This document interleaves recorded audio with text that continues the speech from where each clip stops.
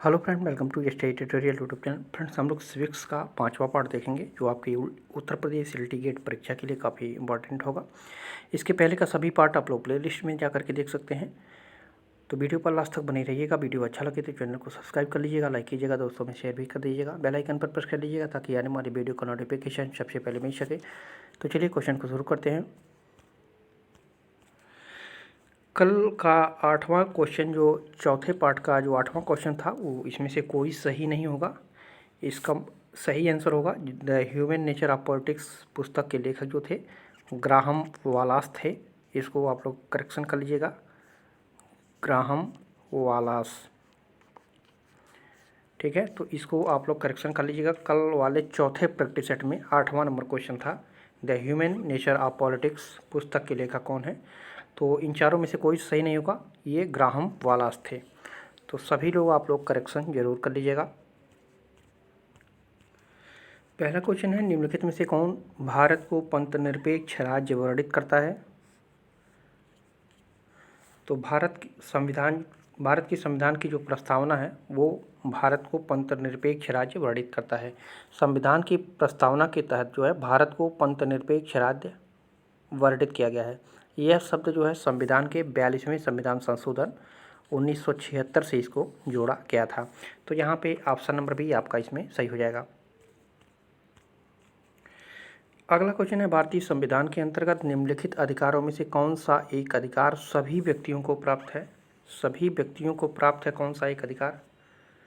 तो ये विधि के समान संरक्षण का अधिकार, यानी अनुच्छेद जो 14 है, सभी को प्राप्त है।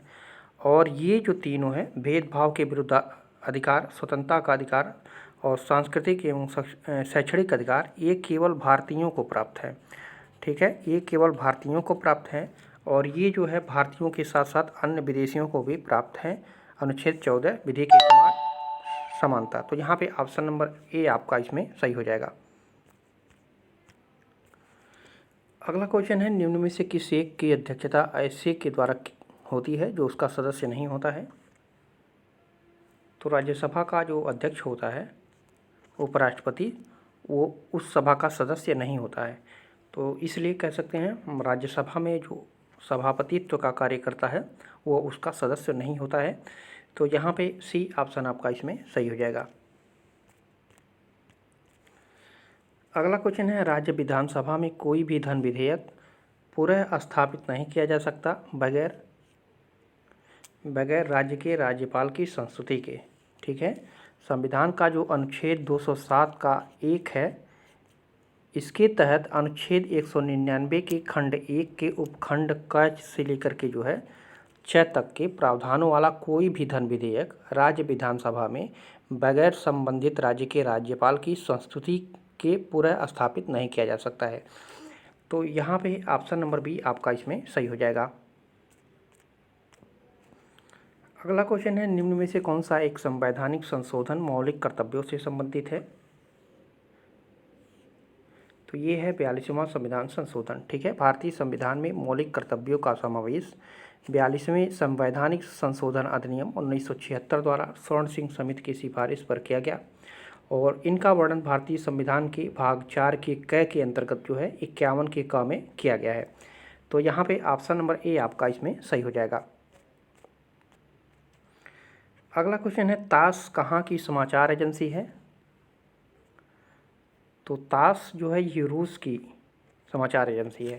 तास पूर्व सोवियत संघ रूस की समाचार एजेंसी थी और सोवियत संघ के विघटन के पश्चात जो है इसे वर्ष 1992 में इंफॉर्मेशन टेलीग्राम एजेंसी ऑफ रूस, जिसको ITAR, ठीक है, ITAR तास में जो है समाहित कर दिया गया।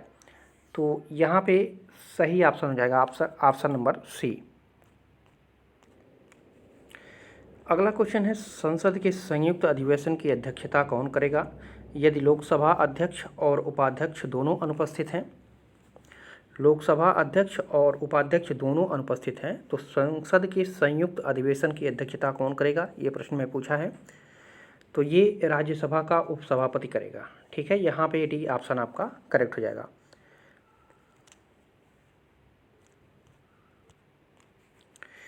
अगला क्वेश्चन है, लोकतंत्र शासन का रूप हो सकता है और राज्य का भी, समाज का भी और इन तीनों का मिश्रित रूप भी हो सकता है। ये किसने कहा था? लोकतंत्र शासन का रूप हो सकता है और राज्य का भी, समाज का भी, इन तीनों का भी मिश्रित रूप हो सकता है। ये कहा था किसने? तो ये गिडिंग्स ने कहा था। यहाँ पे डी ऑप्शन आपका करेक्ट हो जाएगा। अगला क्वेश्चन है, समुदायवाद का चिंतक माना जाता है। तो समुदायवाद का चिंतक कौन माना जाता है? तो समुदायवाद का जो चिंतक है वो एमिटाई इशियोनी है। यहाँ पे डी ऑप्शन आपका करेक्ट हो जाएगा। और फ्रेडरिक ए हायक जो थे ये स्वेच्छातंत्रवाद के चिंतक माने जाते थे। माइकल फोकाट जो थे ये उत्तर आधुनिकतावाद के चिंतक माने जाते थे। और भीखू पारेख जो थे बहुसंस्कृतिवाद के चिंतक माने जाते थे। तो ये चारों इम्पॉर्टेंट है, तो आप लोग याद रखिएगा। यहाँ पे डी ऑप्शन आपका करेक्ट हो जाएगा। अगला क्वेश्चन है, स्वराज दल की स्थापना किसके द्वारा किया गया? तो कहीं कहीं पे मिलता है कि चित्तरंजन दास और मोतीलाल दोनों के द्वारा किया गया है। तो यहाँ पे सी ऑप्शन आपका करेक्ट हो जाएगा। और इसमें अध्यक्ष जो थे चित्तरंजन दास से और मोतीलाल नेहरू जो थे ये सचिव थे, महासचिव थे। तो यहाँ पे आप दोनों सही कर सकते हैं, क्योंकि स्वराज दल की स्थापना का मुख्य उद्देश्य जो था वो काउंसिल में प्रवेश था। और स्वराज दल की स्थापना जो हुई थी वो मार्च 1923 में चित्तरंजन दास और मोतीलाल नेहरू ने की थी। ठीक है, तो ये दोनों का नाम मिलता है। और चित्तरंजन दास जो है इसके अध्यक्ष थे और मोतीलाल नेहरू इसके महासचिव थे। ठीक है, और स्वराजवादियों ने जो है 1923 के चुनाव में भाग लिया था तथा केंद्रीय विधान परिषद में जो है 101 निर्वाचित स्थानों में से इन्हें 42 स्थान भी मिले थे। और बंगाल तथा मध्य प्रांत में इन्हें बहुमत भी प्राप्त हुआ था। तो सारे पॉइंट आपके सामने हैं, तो यहाँ पे सी ऑप्शन आप लोग सही कर सकते हैं। अगला क्वेश्चन है, उपनिवेशवाद का प्रचलन होता है। तो उपनिवेशवाद का प्रचलन कहाँ से शुरू होता है?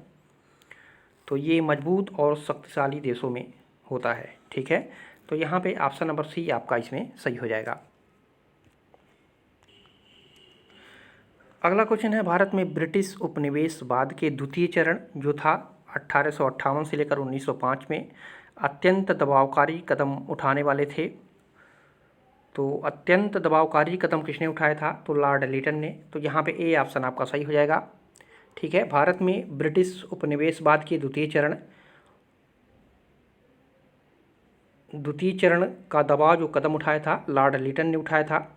और उसने लॉर्ड लिटन ने जो है प्रेस पर अंकुश लगाने के लिए जो है वर्नाकुलर एक्ट प्रेस पारित करवाया था तथा सिविल सेवा की आयु जो है 21 वर्ष से घटा करके जो है 19 वर्ष कर दिया था।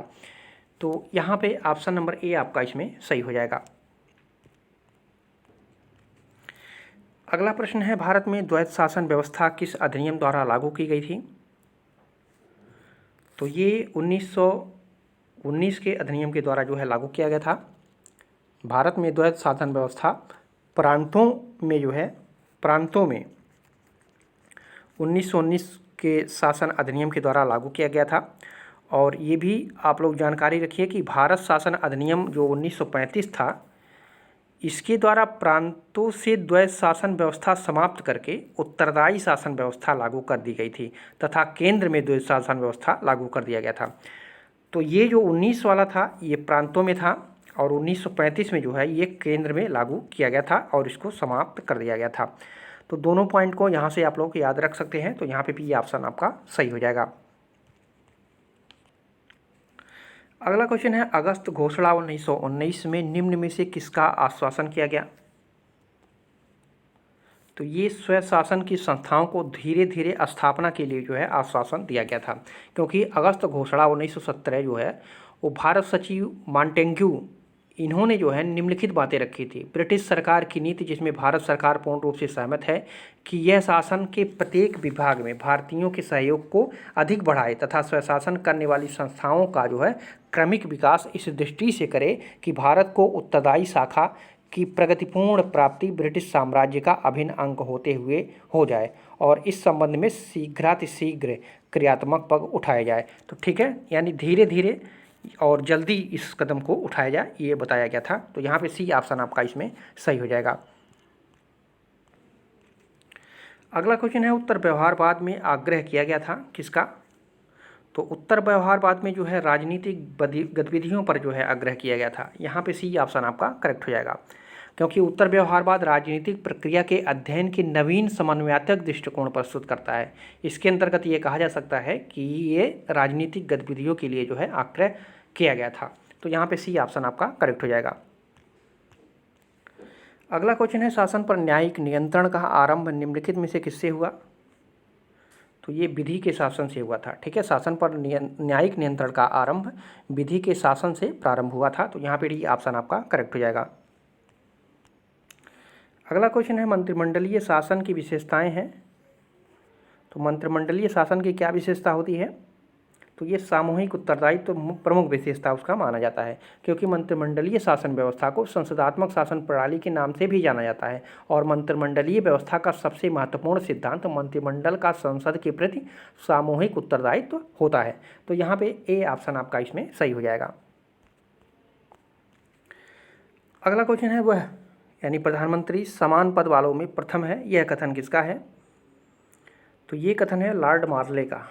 ठीक है, प्रधानमंत्री समान पद वालों में प्रथम है, यह कथन लॉर्ड मार्ले का है। ठीक है, तो यहाँ पे आपका ऑप्शन नंबर ए इसमें आपका सही हो जाएगा। और विलियम हारकोर्ट ने भी एक कोटेशन दिया था, इन्होंने प्रधानमंत्री के बारे में बताया था कि प्रधानमंत्री नक्षत्रों के बीच चंद्रमा है। इसको भी आप लोग याद रखिएगा, विलियम हारकोर्ट ने कहा था प्रधानमंत्री नक्षत्रों के बीच चंद्रमा है। तो यहाँ पे प्रश्न के अनुसार ये ऑप्शन आपका सही हो जाएगा। अगला क्वेश्चन है, निम्नलिखित में से किसने अनुच्छेद 365 को सुरक्षा का कपाट कहा? 356 को सुरक्षा का कपाट कहा था डॉक्टर भीमराव अंबेडकर ने। यहाँ पे भी ऑप्शन आपका सही हो जाएगा। अगला क्वेश्चन है, बलवंत राय मेहता समिति ने किसको अधिक शक्तिशाली बनाने का सुझाव दिया? तो ये पंचायत समिति को, ठीक है, पंचायत समिति को जो है अधिक शक्तिशाली बनाने का सुझाव दिया था। तो यहाँ पे आपका ऑप्शन नंबर सी इसमें आपका सही हो जाएगा।